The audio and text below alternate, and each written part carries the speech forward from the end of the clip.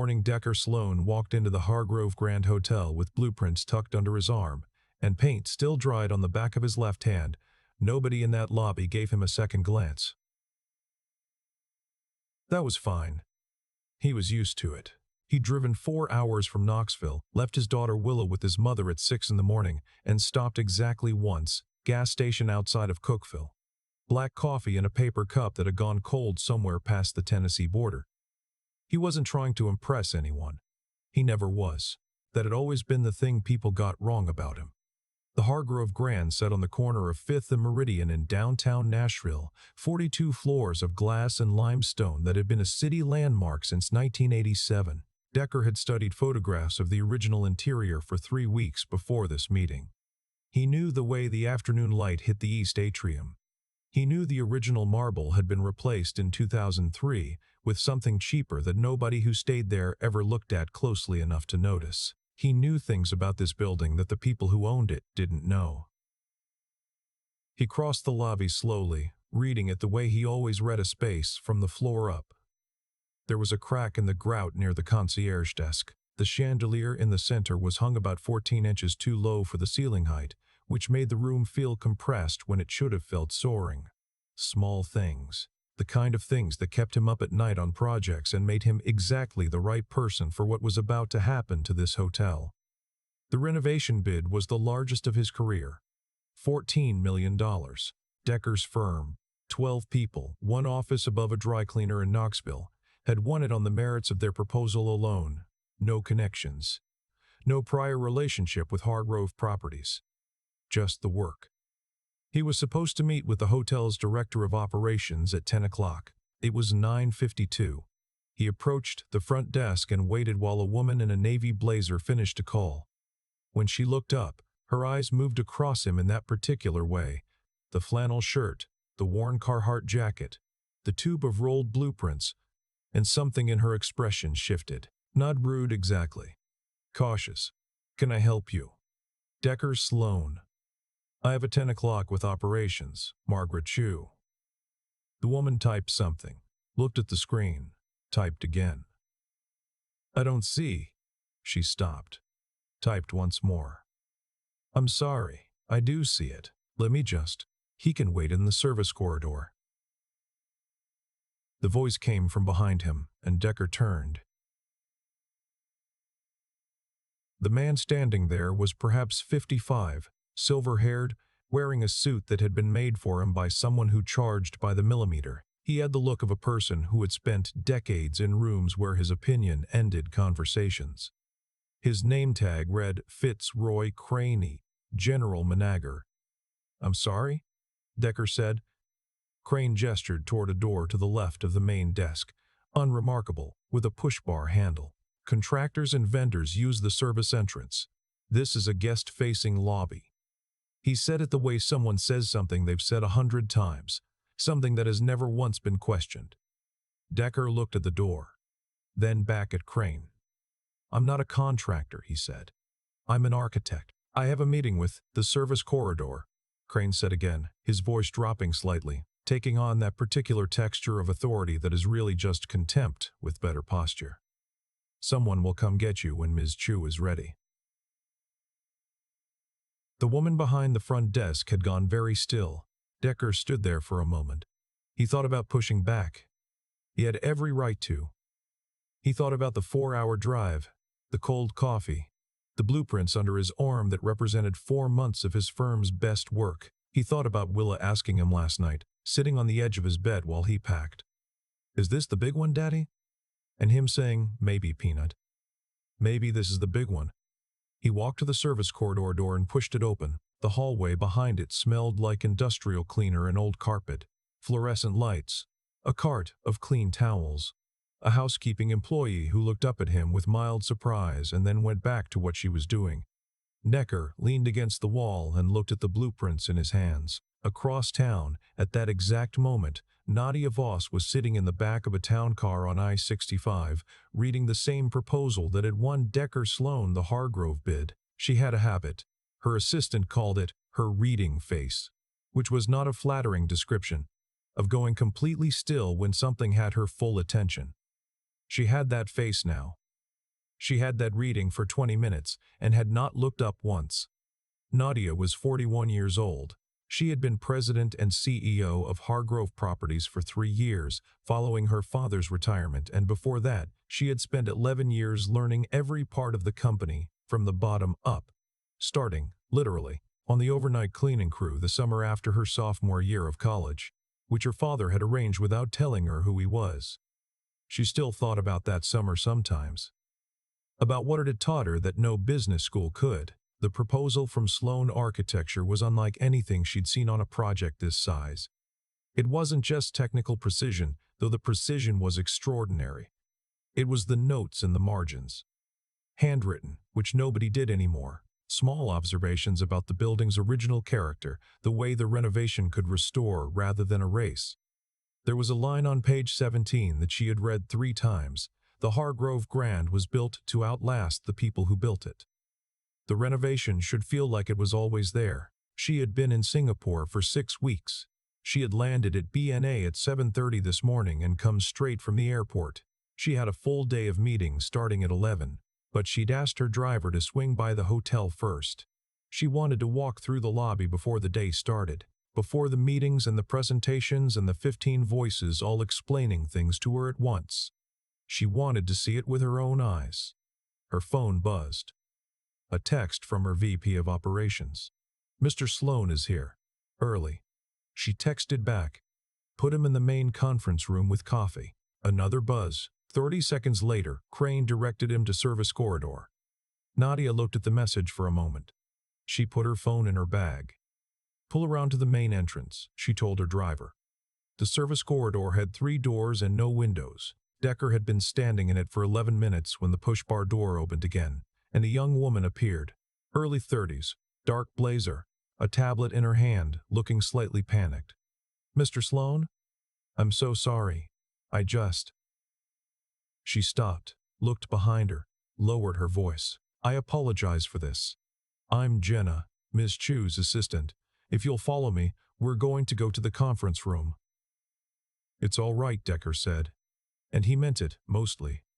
He'd been in worse places waiting for better things. They came out of the corridor through a different door, one that opened back into the main lobby on the far side, near the elevator bank. Decker followed Jenna across the marble floor, and that was when he saw Fitzroy Crane standing near the concierge desk again, talking with a colleague, laughing at something. Crane saw him too. His expression didn't change. Decker kept walking. The elevator opened on the 38th floor into a long hallway with tall windows that looked out over the Cumberland River, and Decker stopped for just a second because the view was better than the photographs. The light this time of morning came at an angle that showed the limestone of the building's original exterior on the south face, honey-colored, warm. The building wants to be seen, he thought. It's been waiting for someone to let it. The conference room was large, with a long walnut table and a window that took up most of the east wall. A carafe of coffee sat in the center of the table. Decker set his blueprints down, poured a cup, and waited. He was studying the grain of the walnut when the door opened. He expected Margaret Chu.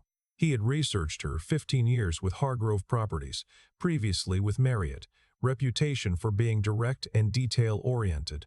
The woman who walked in was not Margaret Chu. He didn't know that at first. She was dressed quietly. Dark slacks, a white shirt, no jewelry except a watch.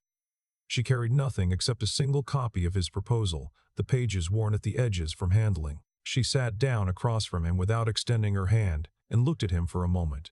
The way someone looks at a building they've been thinking about for a long time before they see it in person. "You wrote the notes and the margins yourself," she said.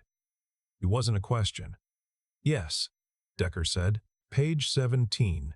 The renovation should feel like it was always there." She set the proposal on the table between them.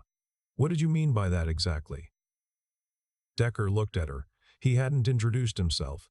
She hadn't either. But something in the way she asked the question told him she wasn't testing him. She genuinely wanted to know. "Most renovations of a property this age try to modernize it," he said. "New materials, contemporary finishes, clean lines. The result looks expensive, but it also looks apologetic, like the building is embarrassed about when it was born." What I want to do with the Hargrove is the opposite. Find what's original, restore what can be restored, and where we have to update, choose materials that are in conversation with the 1987 bones instead of arguing with them." He paused. The chandelier in the lobby is hung too low. Something shifted in her expression. "Just slightly." "By how much?" she asked. 14 inches. Maybe 15. It compresses the room. Raise it to the correct height, and you add about 30% visual impact to the entry experience without touching anything else. She was quiet for a moment. Then she said, "I noticed that when I was 19 years old, working a cleaning shift, I used to stand under it during my break and think about how high the ceiling was trying to be." Decker set down his coffee cup. She extended her hand across the table. "Nadia Voss," she said, "I own the building." The meeting lasted 2 hours and 40 minutes. Margaret Chu joined after the first 30, along with the VP of Finance and a project manager named Holloway who asked very good questions. But it was Nadia who drove it. She had read the entire proposal, not just the summary pages. She asked about load-bearing considerations on the East Tower renovation. She asked about supply chain timelines for the limestone restoration. She asked what Decker would do if they found asbestos behind the walls of the third-floor ballroom, which they almost certainly would, given the original construction date. And she listened to his answer without interrupting. At 12:15, the meeting broke for lunch. Jenna appeared with sandwiches from somewhere, and people pulled out phones and laptops, and the room took on that comfortable midday looseness that happens when something has gone well. Nadia stood at the east window with her coffee, looking out at the river. Decker came to stand beside her, not too close. Below them, Nashville moved through its Tuesday. "Can I ask you something?" he said. "You've been asking me things for 3 hours." "A different kind of question." She glanced at him. "The service corridor," he said. "Your general manager, does that happen often?" She was quiet for a moment. "I don't know," she said. "Probably more than I'm aware of." She looked back at the window. "My father always said, if you want to know what a company actually is, watch how it treats the person who walks in without the right shoes. What does it mean when you find out they're sending them to the back hallway?" "It means something needs to change," she said simply. He nodded. Down below, a delivery driver was double parked on 5th, hauling boxes to what looked like a service entrance. The symmetry of it was not lost on him. "I sent my daughter a picture this morning," he said, "of the building from outside. She's 8. She wants to be an architect." He paused. "She asked me if I thought they'd let me fix it." Nadia turned to look at him. "I told her probably not," he said. "She said, 'Why not, Daddy? You know more about it than anyone.'" Nadia Voss was quiet for a long moment. "She's right," she said. The contract was signed 3 weeks later, $14 million, with a clause Nadia had added herself. All contractor and vendor personnel, regardless of appearance, regardless of attire, were to be received in the main lobby. It was 1 paragraph. Holloway had looked at it sideways when he read it, unsure if it was legally relevant. And Nadia had simply said, "It's relevant to me."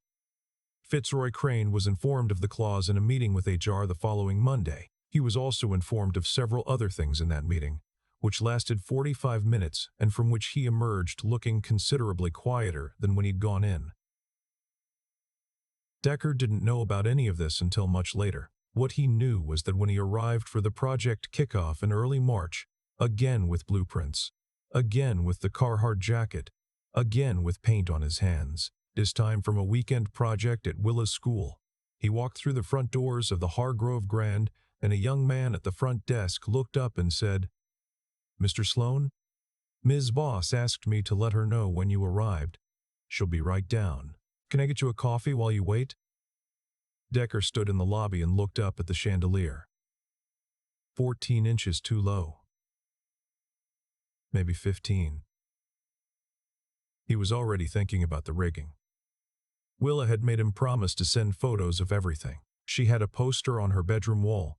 She'd made it herself, construction paper and markers, that said, "The Hairverve Project," with a picture of the building she'd printed from the internet and taped to the center. Around it she had written questions she wanted him to answer.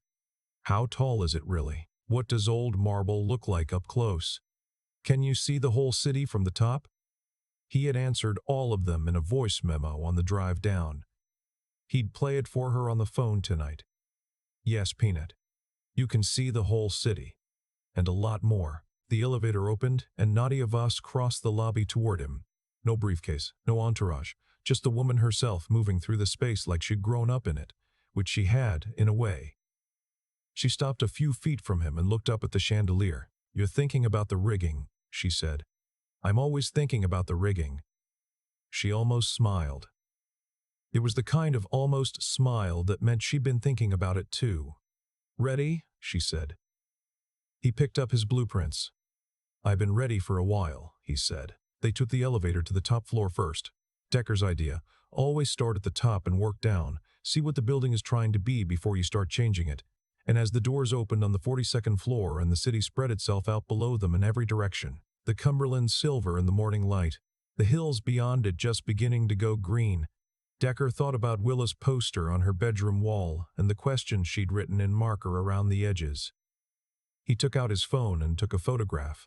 She would love this. She would add it to the poster and ask 17 follow-up questions and fall asleep thinking about buildings and how they lasted longer than the people who made them, which was both the saddest and the best thing about them. Nadia was reading something on her phone. Then she put it away and looked at the view. He's still there, you know, she said. Crane. He has 30 days. Decker looked at her. I didn't ask, he said. I know, she said. I'm telling you anyway. She paused. The person who built something and the person who takes care of it are both important, but you can't let the person taking care of it forget that. Decker thought about the service corridor. The fluorescent light, the smell of industrial cleaner, the housekeeping employee who had looked up at him with mild surprise and then gone back to her work, because that was where she expected people to be waiting. And that was the thing that bothered him most about it. Not that it had happened to him, but that it was ordinary.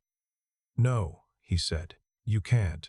Outside, 42 floors above Nashville, the morning light moved across the limestone face of the building the way light moves across old things that have been waiting to be seen clearly, slowly, without hurrying, as if it has all the time in the world. The Hargrove Grant had been built to outlast the people who built it.